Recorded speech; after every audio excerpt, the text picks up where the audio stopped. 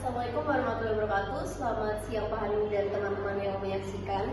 Jadi kami dari salah satu kelompok praktik kewirausahaan yang mengambil nama bisnis kayaknya Wonton. Di sini kami ingin mempresentasikan hasil benchmark kami dan hasil work kami. Tapi sebelumnya kami akan memperkenalkan diri dulu. Saya Dina Maulida Putri Alansa dengan NPM 222 Saya Brenda Nita Kusuma dengan NPM 224 10 3169.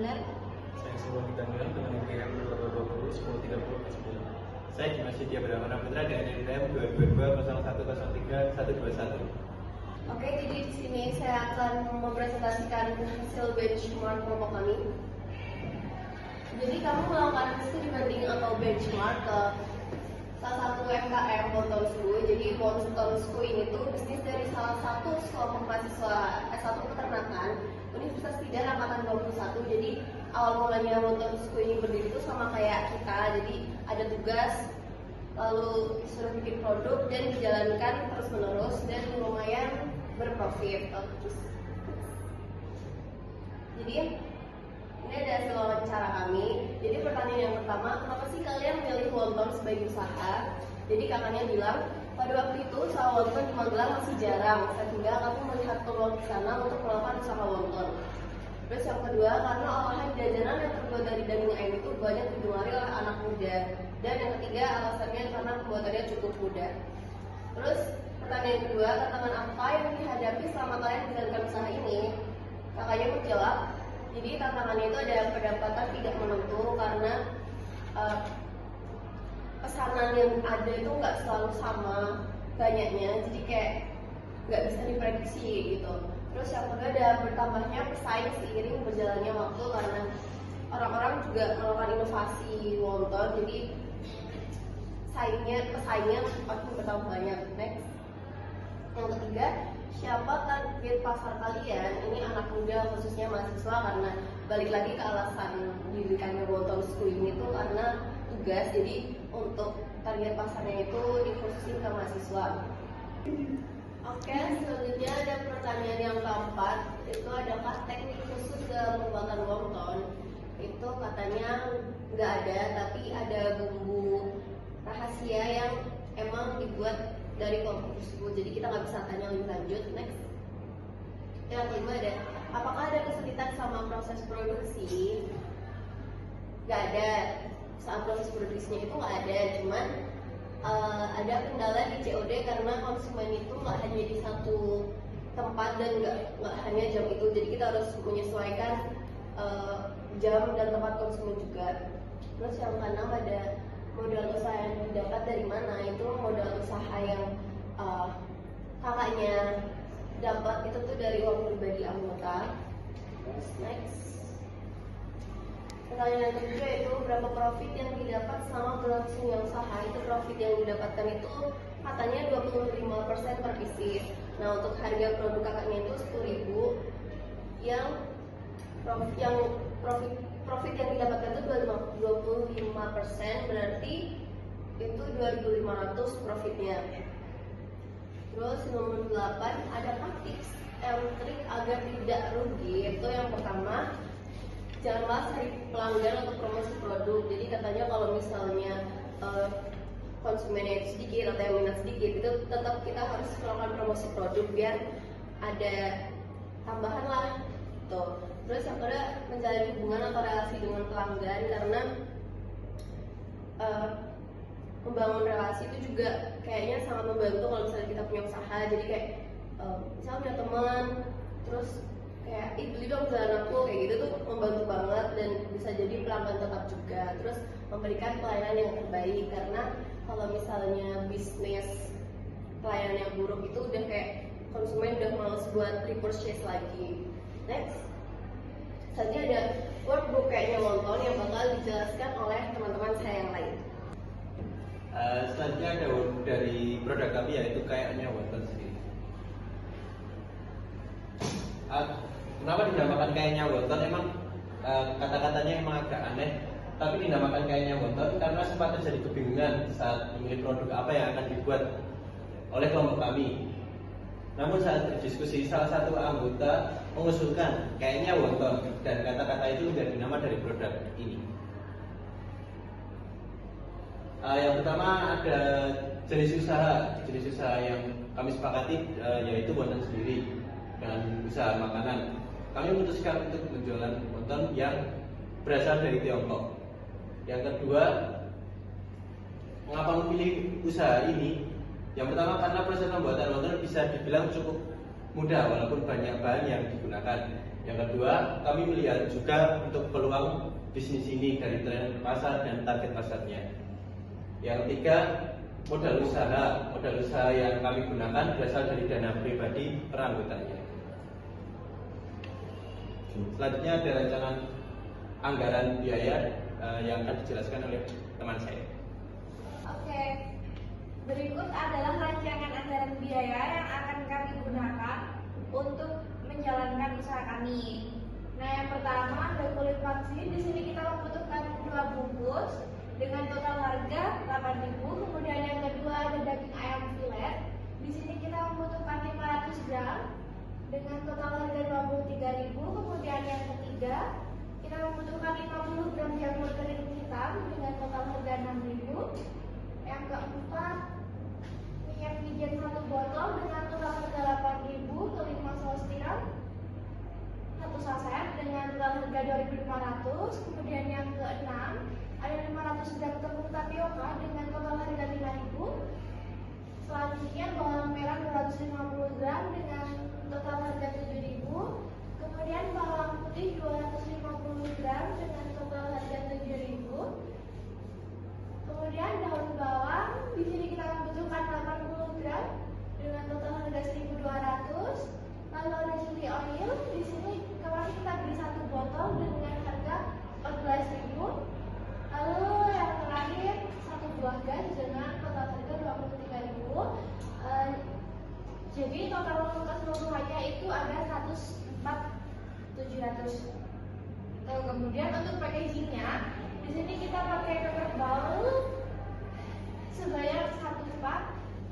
Itu total harganya 22.000. Kemudian sumpit bambu 1 bungkus dengan total harga 7.500. Jadi total keseluruhannya ada 29.500. Selanjutnya ada analisis SWOT. Yang pertama ada strength atau kekuatannya. Itu kayaknya wonton memiliki rasa yang unik dan bervariasi. Kayaknya wonton sendiri juga bisa dinikmati sebagai hidangan utama maupun camilan untuk mengisi perut. Kayaknya wonton berisi ayam dan jamur yang membuat pembeli dapat memilih rasa yang unik dan bervariasi. Wonton yang merupakan makanan yang sedang populer di masa kini dan di semua kalangan. Kayaknya wonton diolah dengan cara direbus dan disajikan dengan bumbu yang terpisah sehingga bisa dinikmati kapanpun. Dengan kemasan yang minimalis, membuat kayaknya wonton dapat dibawa dengan aman. Yang kedua ada weakness. Membuat wonton bisa memakan waktu yang cukup dan memerlukan keterampilan dalam proses pembuatannya. Bahan segar seperti daging dan sayuran memiliki umur simpan terbatas yang membuat wonton tidak bisa disimpan dalam waktu yang lama. Wonton juga terkadang dianggap kurang sehat jika digoreng atau disajikan dengan saus yang tinggi kalori. Yang selanjutnya ada opportunity. Meningkatnya minat terhadap masakan ini membuat peluang untuk pemasaran wonton sendiri. Wonton menciptakan peluang untuk varian baru seperti yang ada di kayaknya wonton. Terdapat isi ayam dan isi ayam jamur untuk menjangkau lebih banyak konsumen. Kayaknya wonton memanfaatkan e-commerce dan pengantaran makanan untuk meningkatkan aksesibilitas. Yang terakhir ada trends. Banyaknya pilihan makanan lain yang sedang populer selain wonton dapat mengurangi pangsa pasar wonton sendiri. Kecenderungan masyarakat untuk menuju makanan sehat dapat mempengaruhi popularitas wonton yang dianggap kurang sehat. Ketidakstabilan harga bahan makanan juga dapat mempengaruhi biaya produksi yang membuat harga jual naik juga. Selanjutnya ada analisis pastel yang akan dijelaskan oleh teman saya. Yang selanjutnya ada analisis pastel umum. Yang pertama ada politik. Yang pertama ada kebijakan pajak. Perubahan tarif pajak akan berpengaruh pada penjualan UMKM. Yang kedua ada dukungan pemerintah. Dengan adanya peraturan yang menjamin kemudahan, perlindungan dan pemberdayaan UMKM, serta adanya subsidi dan program kredit usaha rakyat tentu akan menjadi peluang bagi bisnis kami untuk berkembang. Yang selanjutnya ada faktor ekonomi. Yang pertama ada inflasi. Kenaikan harga bahan baku secara signifikan itu akan memberikan tantangan untuk produk kami. Yang kedua ada tingkat pendapatan. Tingkat pendapatan masyarakat, khususnya masyarakat Magelang, menjadi tantangan bagi produk kami karena produk kami bukanlah makanan pokok yang wajib dikonsumsi. Yang selanjutnya ada sosio-kultural. Yang pertama ada minat masyarakat. Dengan masih adanya masyarakat yang belum mengetahui wonton, tentu akan mempengaruhi minat masyarakat untuk membeli produk kami. Yang selanjutnya ada teknologi. Yang pertama ada faktor ada e-commerce. Dengan adanya teknologi seperti GrabFood, GoFood, ShopeeFood dan lain-lain tentu akan memperluas jangkauan pasar dan memudahkan proses distribusi produk kami. Yang kedua ada digital marketing. Media sosial tentu akan memudahkan dalam memasarkan produk kami. Yang selanjutnya ada environmental atau lingkungan. Yang pertama ada perubahan cuaca. Perubahan cuaca sekarang ini yang menunjukkan musim penghujan akan menjadi tantangan bagi kami dalam mendistribusikan produk kami. Yang kedua wabah. Meskipun wabah jarang terjadi ya, tapi karena kami menggunakan bahan baku seperti ayam, tentu wabah seperti flu burung akan mempengaruhi kelangkaan dan kemahalan bahan tersebut. Yang terakhir ada legal, hak kekayaan intelektual, yang dimana hukum di Indonesia memberikan jaminan terhadap merek dagang dan resep tentu akan memperkuat bisnis kami dan tidak ditiru oleh pesaing. Yang selanjutnya kami membuat rancangan proses produksi. Yang pertama kami akan melakukan perencanaan. Yang kedua kami akan menjadwalkan pembuatan produk. Yang ketiga ada trial dan error untuk mencari resep yang paten. Yang selanjutnya ada evaluasi. Dan selanjutnya kami akan memasarkan produk kami. Yang selanjutnya ada proses produksi. Yang pertama kami akan membeli bahan baku. Yang kedua kami akan mengolahnya, dan setelah pengolahan tentu kami akan mengemas produknya. Setelah itu kami akan melakukan tester produk kepada teman-teman kami, dan selanjutnya kami akan mengevaluasi produk. Dan setelah itu kami akan memasarkan produk ke khalayak ramai. Berikut adalah gambar produk kami. Kami memiliki dua varian rasa. Yang pertama ada varian ayam dan yang kedua ada varian varian ayam jamur. Untuk selanjutnya akan dijelaskan oleh teman saya. Selanjutnya ada kemasannya sendiri. Kita memilih kemasan ini supaya bisa menjaga produk tetap aman dari segi tampilan yang terlihat sangat natural. Selanjutnya ada label kemasan. Label kemasannya nanti berada di samping cupnya itu sendiri yang bergambarkan logo dari kayaknya wonton sendiri. Selanjutnya ada promosi yang dilakukan. Kami melakukan promosi melalui media sosial dengan membuat Instagram yang @kayaknya wonton dan memasarkan produk dengan pamflet.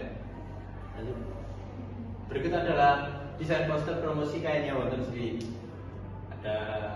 Kita ready setiap hari Kamis jam 4 sore dengan semboyan kayaknya wonton, tapi emang wonton sih. Ya, terakhir ada model pemasaran yang dilakukan. Kami melakukan model pemasaran dengan sosial digital marketing. Terima kasih kepada teman-teman dan Pak Hanu yang telah memperhatikan presentasi kami. Jadi jangan lupa beli produk kita kayaknya wonton. Yeay!